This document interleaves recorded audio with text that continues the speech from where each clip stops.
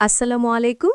সংবাদে আপনাদের সবাইকে স্বাগতম জানাচ্ছি আমি রোজ। শুরুতেই সংবাদ শিরোনাম। ইউক্রেন যুদ্ধ তৃতীয় বিশ্বযুদ্ধে রূপ নিতে পারে ট্রাম্প।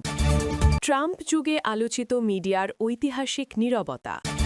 কুখ্যাত এপস্টেইন ও একাধিক নারীর সঙ্গে নতুন ছবি প্রকাশকে পাত্তা দিচ্ছেন না ট্রাম্প। ইউক্রেন যুদ্ধ তৃতীয় বিশ্বযুদ্ধে রূপ নিতে পারে ট্রাম্প। ইউক্রেন যুদ্ধ নিয়ে বিরক্ত মার্কিন প্রেসিডেন্ট ডোনাল্ড ট্রাম্প।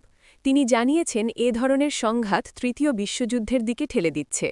নেপথ্যে অন্য দেশ মদত যোগাচ্ছে বলেও অভিযোগ করেন মার্কিন প্রেসিডেন্ট।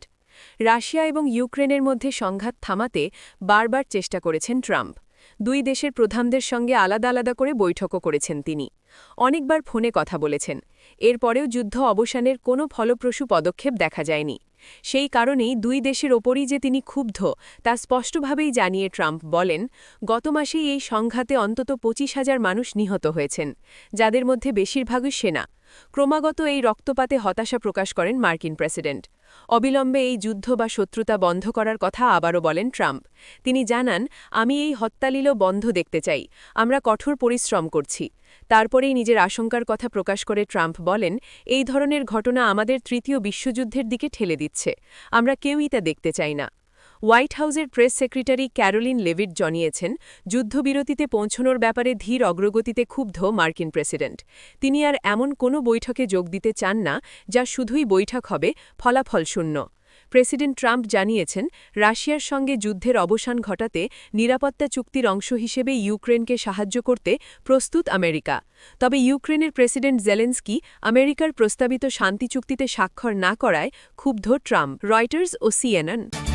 ট্রাম্প যুগে আলোচিত মিডিয়ার ঐতিহাসিক নীরবতা। বাংলাদেশ সহ এশিয়া ও আফ্রিকার বহু দেশে ব্যক্তি, দলীয় অথবা সামরিক কর্তৃত্ববাদী শাসক ও সরকারগুলো গণমাধ্যমকে কঠোরভাবে নিয়ন্ত্রণ করে, যাতে গণমাধ্যমে তাদের দুর্নীতি, সহিংসতা এবং অন্যান্য অপশাসনমূলক কর্মকাণ্ডের ওপর কোনো সংবাদ অথবা নেতিবাচক সমালোচনা প্রকাশিত ও প্রচারিত না হয়। এজন্য তারা সংবাদপত্র ও টেলিভিশনের মালিকপক্ষ ও সাংবাদিকদের বিরুদ্ধে হুমকি প্রয়োগ করে, সাংবাদিকদের চাকরিচ্যুত করতে বাধ্য করে এবং আইনি ব্যবস্থা নেয়। ২০০৯ থেকে ২০২৪ সালের জুলাই পর্যন্ত শেখ হাসিনা ও তার দলের সরকারের মেয়াদে সরকারি দল, আইনশৃঙ্খলা রক্ষাকারী বাহিনীর হাতে সাংবাদিক হত্যার ঘটনা ঘটেছে। অনেকে মামলায় অভিযুক্ত হয়ে কারাগারে গেছেন এবং বিরোধী দলীয় সংবাদপত্র ও টেলিভিশন যাতে ব্যবসা গুটিয়ে ফেলতে বাধ্য হয়, সেজন্য প্রয়োজনীয় ব্যবস্থা করেছে। টিকে থাকা গণমাধ্যমগুলো প্রধানমন্ত্রী ও তার সরকারের প্রশংসা ছাড়া দেশ ও জনগণের প্রতি তাদের দায়িত্ব পালন করতে পারেনি। অবিশ্বাস্য হলেও সত্য, যুক্তরাষ্ট্রের মিডিয়ার ওপর এখন কর্তৃত্ববাদী আচরণের প্রভাব পরিদৃষ্ট হচ্ছে। যুক্তরাষ্ট্রের সংবিধানের প্রথম সংশোধনীতে সংবাদপত্রের অবাধ স্বাধীনতা নিশ্চিত করা হলেও প্রভাবশালী সংবাদপত্র ও বড় বড় টেলিভিশন চ্যানেলকে ট্রাম্প যুগে ঐতিহাসিক নীরবতা পালন করতে হচ্ছে, তার বিরাগভাজন না হয়ে বাজার ঠিক রাখার জন্য। ২০১৬ সালে প্রেসিডেন্ট নির্বাচনের প্রার্থী হিসেবে ডোনাল্ড ট্রাম্প তার সমর্থকদের উদ্দেশ্যে বলতেন, আমি জয়ী হলে এবং আমি অবশ্যই জয়ী হব, তখন আমি যা করব তার একটি হচ্ছে গণমাধ্যমের বিরুদ্ধে আমি আমাদের মানহানির আইন প্রয়োগ করব। সাংবাদিকরা যখন উদ্দেশ্যমূলকভাবে নেতিবাচক এবং চরম মিথ্যা নিবন্ধ লিখে, আমরা তাদের বিরুদ্ধে মামলা করতে পারি এবং এর মাধ্যমে প্রচুর অর্থ আদায় করতে পারি, এবং তিনি তা করছেন। ডোনাল্ড ট্রাম্প যখন হোয়াইট হাউসের বাইরে ছিলেন, তখনও তিনি গণমাধ্যমের বিরুদ্ধে অনেক মানহানির মামলা করেছেন। ১০ বছর পর ট্রাম্প আবারও হোয়াইট হাউসে ফিরে এসেছেন এবং প্রথম মেয়াদের চেয়ে দ্বিতীয় মেয়াদে তিনি আরও শক্তিশালী, আরও বেপরোয়া এবং মিডিয়ার বিরুদ্ধে আরও খ্যাপা। ট্রাম্প তার অপছন্দের মিডিয়া এবং ওইসব মিডিয়ার রিপোর্টার তার সংবাদ সম্মেলনে উপস্থিত থেকে কোনো প্রশ্ন করলে তাকে ব্যক্তিগত আক্রমণ ও অপমান করতে দ্বিধা করেন না। মিডিয়া ও সাংবাদিকদের ঢালাওভাবে অভিযুক্ত করে বলেন তারা পক্ষপাতিত্বদুষ্ট।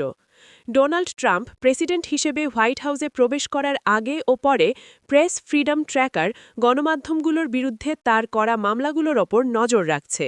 ২০২৪ সালের নির্বাচনী অভিযানের সময় থেকে তিনি মিডিয়া হাউসগুলোর বিরুদ্ধে আইনগত ব্যবস্থা গ্রহণে দীর্ঘকাল ধরে আচরিত তার কৌশল নতুন করে এবং আগের চেয়ে আরও প্রবলভাবে প্রয়োগ করার নীতি অবলম্বন করেছেন। টাইমসের ২ রিপোর্টার তাদের লেখা একটি গ্রন্থ প্রকাশ করার মধ্য দিয়ে নির্বাচনে তার জয়ের সম্ভাবনাকে ক্ষতিগ্রস্ত করার চেষ্টা করেছে বলে অভিযোগ তুলে যুক্তরাষ্ট্রের শীর্ষ দৈনিক দ্য নিউ ইয়র্ক টাইমস এবং বিখ্যাত প্রকাশনা সংস্থা পেঙ্গুইন র্যান্ডম হাউস ও নিউ ইয়র্ক টাইমসের 2 রিপোর্টারের বিরুদ্ধে ফ্লোরিডার এক ফেডারেল আদালতে গত সেপ্টেম্বরে $15 বিলিয়ন মানহানির মামলা করেছেন।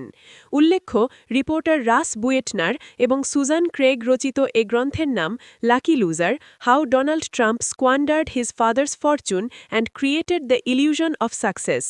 এ মামলাটি ট্রাম্পের প্রতি কথিত অন্যায় আচরণের অভিযোগে প্রধান মিডিয়া প্রতিষ্ঠানগুলোর বিরুদ্ধে তার গৃহীত সর্বশেষ আইনি ব্যবস্থা।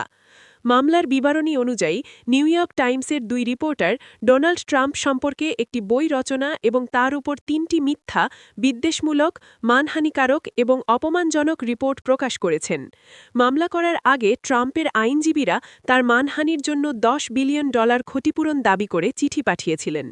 নিউ ইয়র্ক টাইমস এবং পেঙ্গুইন র্যান্ডম হাউস তাদের বিরুদ্ধে ট্রাম্পের মামলা করার ঘটনাকে গুরুত্বের সঙ্গে গ্রহণ করেনি। এক বিবৃতিতে টাইমস বলেছে, ট্রাম্পের করা মামলার আইনগত কোনো বৈধতা নেই। এ ধরনের আইনি উদ্যোগ স্বাধীন রিপোর্টিংকে স্তব্ধ ও নিরুৎসাহিত করার চেষ্টা ছাড়া কিছু নয়। পেঙ্গুইন র্যান্ডম হাউস পৃথক এক বিবৃতিতে ট্রাম্পের মামলার অভিযোগকে ভিত্তিহীন উল্লেখ করে বলেছে, পেঙ্গুইন তাদের প্রকাশিত গ্রন্থ এবং 2 লেখকদের পাশে দাঁড়াবে। যুক্তরাষ্ট্রের আইনে ডোনাল্ড ট্রাম্পের মতো একজন ব্যক্তিত্বের যারা গর্বকার্যে নিয়োজিত, তাদের পক্ষে মানহানির মামলায় জয়ী হওয়া কঠিন কাজ।